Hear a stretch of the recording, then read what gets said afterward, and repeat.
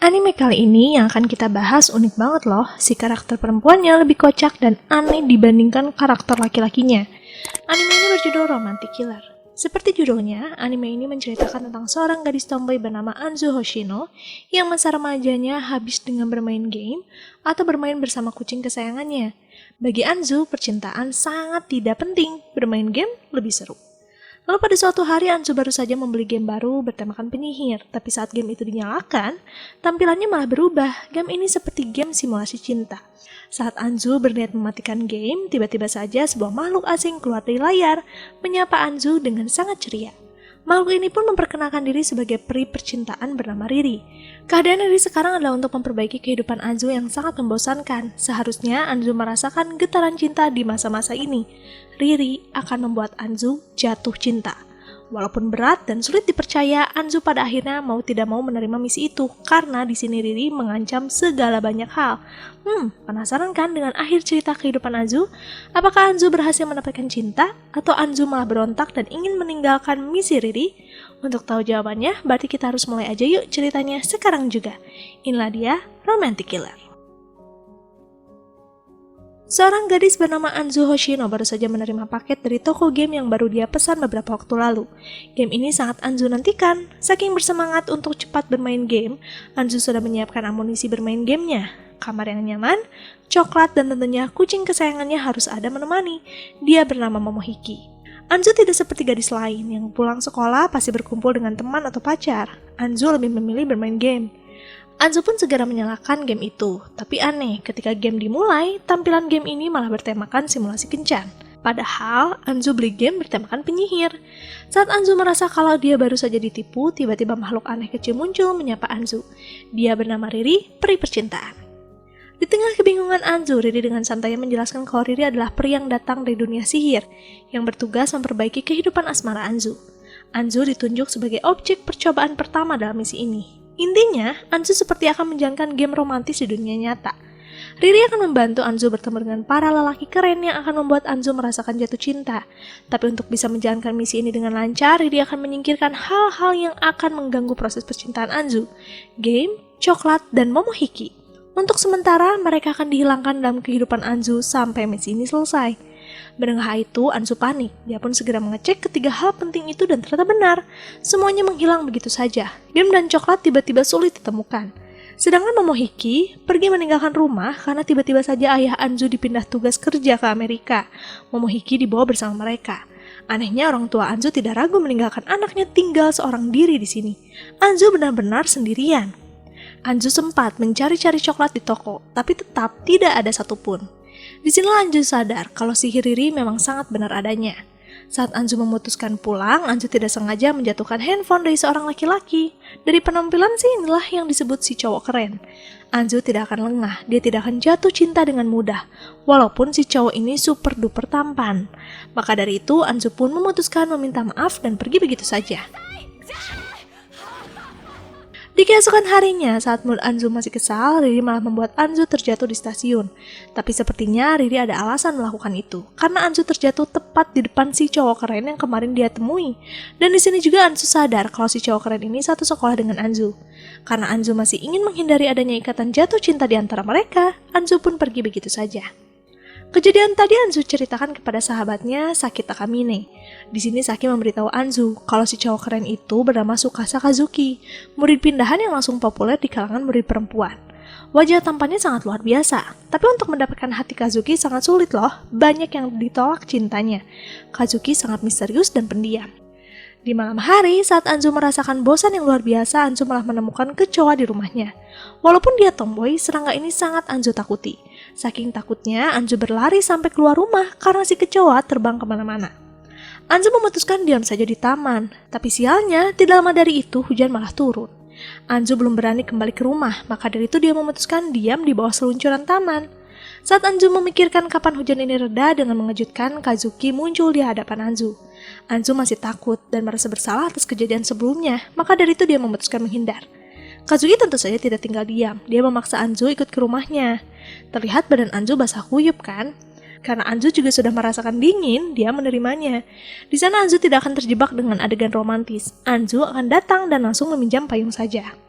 Sesampainya mereka di rumah Kazuki, Kazuki meminjamkan handuk agar Anzu tidak kedinginan. Kazuki pun menanyakan kepada Anzu, alasannya berdiam diri di taman sendirian. Apa karena dia sedang berkelahi dengan orang tua?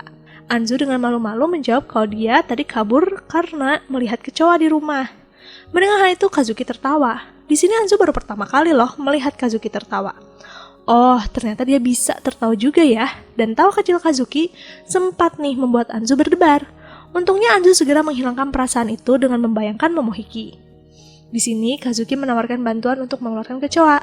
Tentu saja, tanpa menunggu waktu lama, Anzu langsung menerimanya. Mereka berdua pun sampai di rumah Anzu. Kazuki dengan hati-hati mencari kecoa di setiap sudut.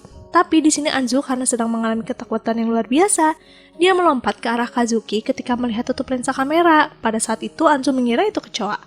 Lompatan Anzu ternyata membuat mereka berdua berada di posisi yang sangat canggung. Tapi untungnya kecanggungan ini berakhir cepat karena kecoa yang asli lewat di depan mereka. Setelah berhasil menyingkirkan kecoa, Kazuki pun izin pamit pulang. Saat Kazuki membuka pintu, sialnya di luar sana sudah terjadi badai. Saking kencangnya, batang pohon kayu besar hampir mengenai Kazuki. Karena terlalu berbahaya, Kazuki bahkan terpaksa menginap. Menurut berita, badai ini akan berakhir besok. Anzu sudah sadar kalau semua yang terjadi kepadanya hari ini adalah ulah Riri. Maka dari itu dia meluapkan amarah kepada Riri ketika dia muncul.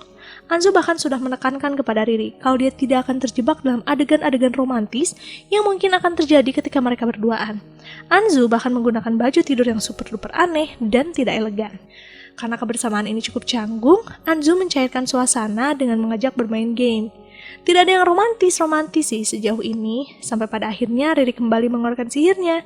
Riri membuat Anzu tertidur.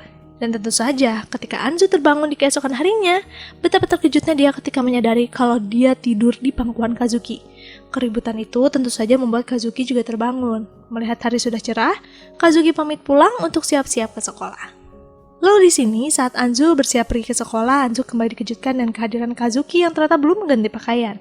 Di sini Kazuki meminta tolong Anzu untuk melihat rumahnya, dan sesampai di rumah Kazuki, terlihat rumah Kazuki basah kuyup.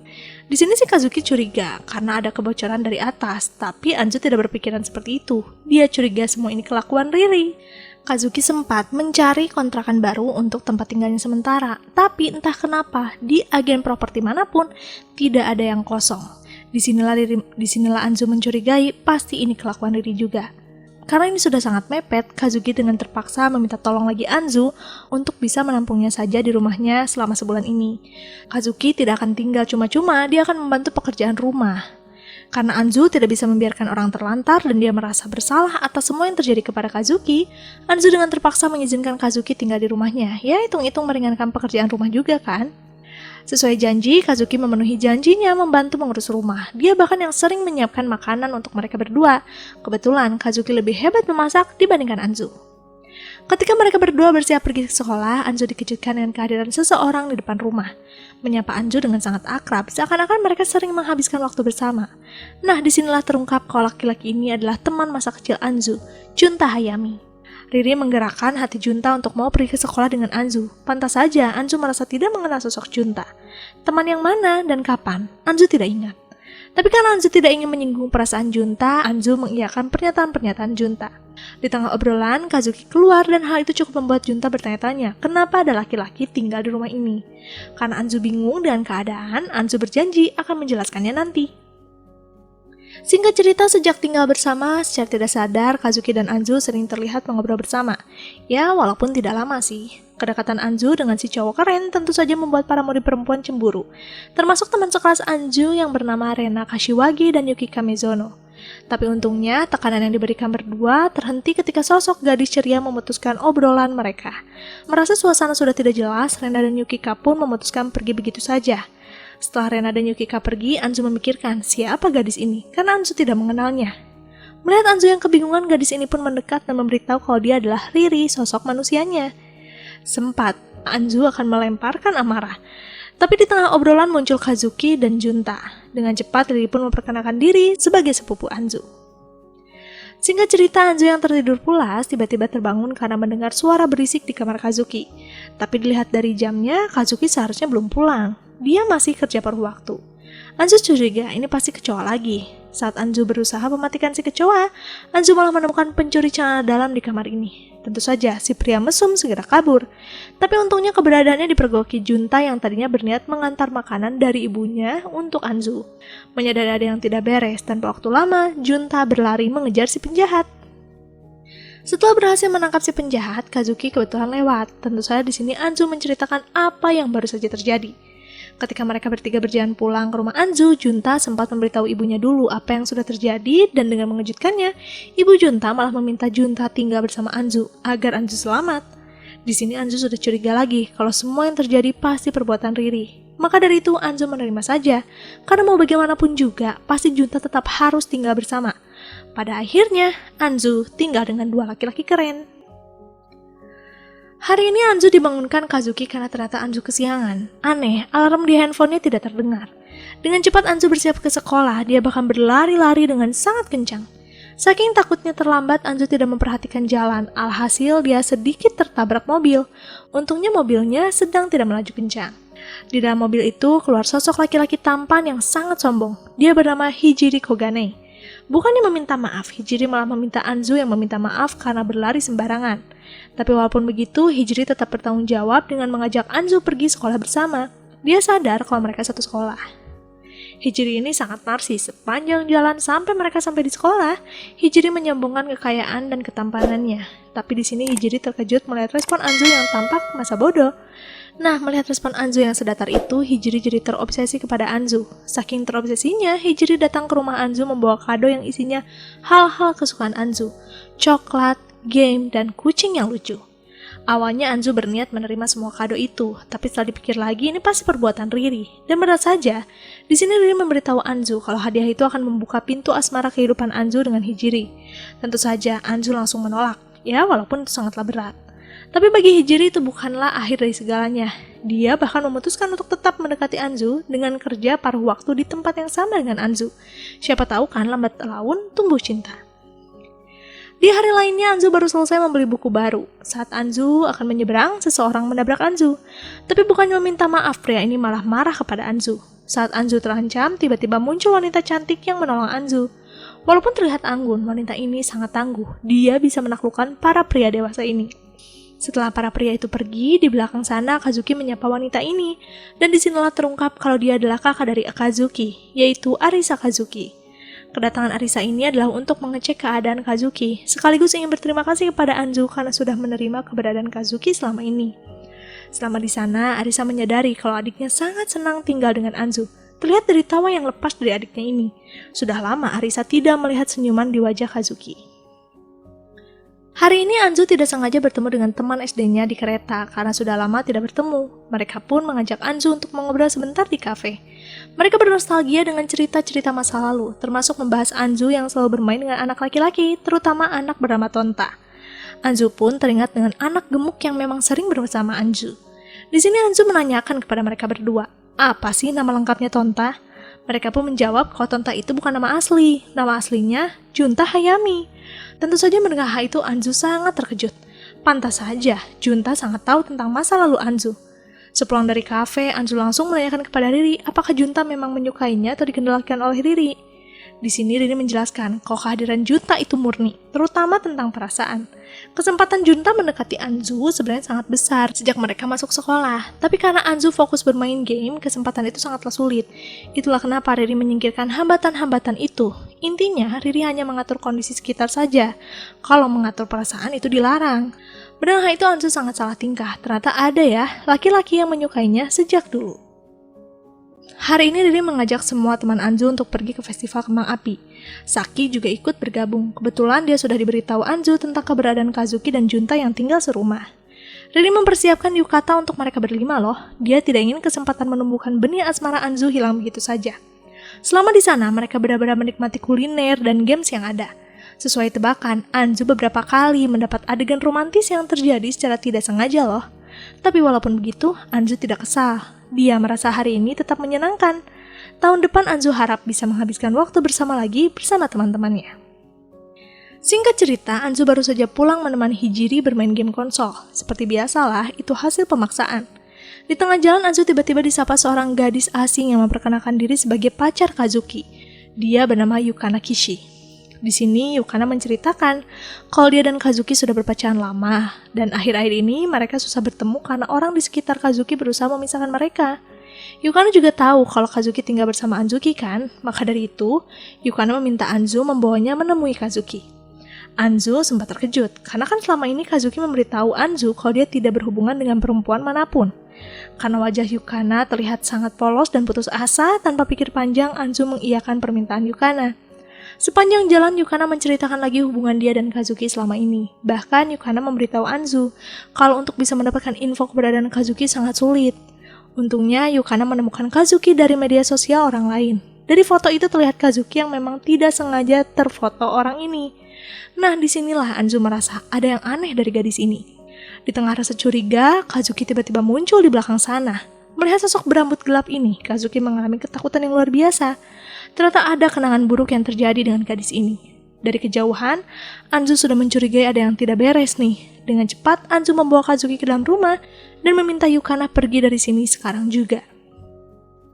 Anzu mengecek apakah Yukana sudah pergi dan ternyata sudah. Merasa keadaan aman, Anzu mengajak Kazuki duduk di sofa, tapi ketakutan dalam diri Kazuki sangat besar.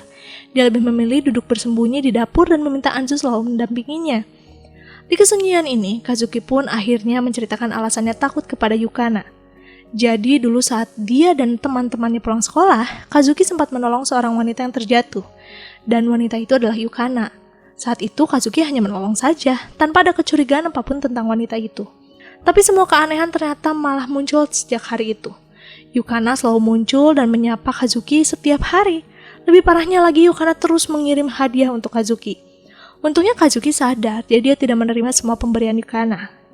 Kazuki sempat menegur Yukana untuk jangan mendekatinya lagi, tapi percuma, dia tetap memperhatikan Kazuki dari kejauhan.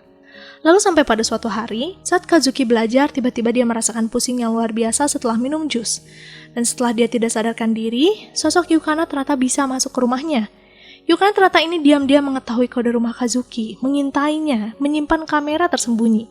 Di sana Yukana mensabotase media sosial Kazuki, menghina para gadis di sekolahnya yang menyukainya, dan menunjukkan rasa suka kepada sosok dewasa seperti Yukana. Reputasi Kazuki hancur detik itu juga, hanya ibu dan kakaknya yang percaya kalau Kazuki dijebak, sedangkan ayahnya malah menyalahkan Kazuki karena sudah ceroboh. Sejak kejadian itu, Kazuki tidak mampu keluar rumah, dia takut bertemu dengan Yukana lagi. Tapi berkat bantuan ibu dan kakaknya, termasuk wali kelas, Kazuki bisa pindah sekolah dan tinggal sendirian tanpa ada seorang pun selain mereka yang tahu tentang keberadaan Kazuki. Nah, itulah kenapa sampai saat ini Kazuki sering menolak gadis yang menyukainya, menjauh dan dingin kepada mereka. Kazuki hanya tidak ingin kejadian buruk kembali terulang. Sampai pada akhirnya, Anzu muncul dengan respon yang berbeda. Anzulah yang membuat Kazuki nyaman. Berang itu semua, Anzu meminta maaf karena harus memeluk Kazuki sekarang juga.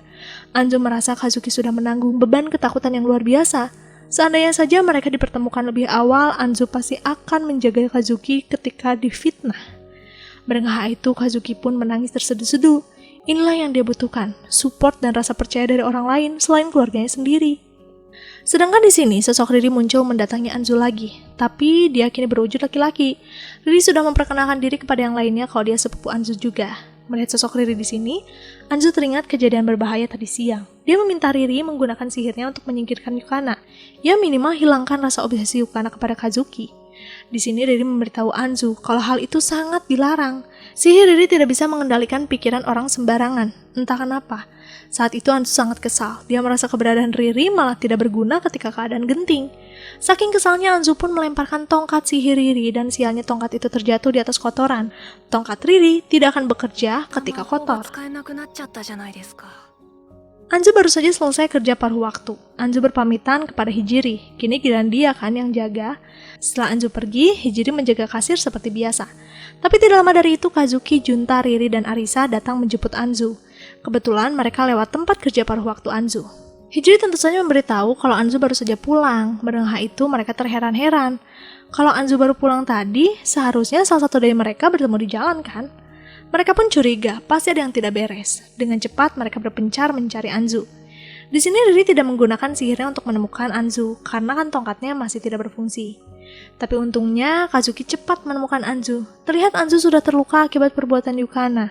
Ternyata Yukana menyerang Anzu ketika dia baru saja keluar dari pintu karyawan.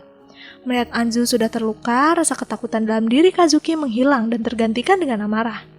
Yukana di sini tidak takut, dia malah beranggapan kalau Kazuki hanya sedang berpura-pura marah kan.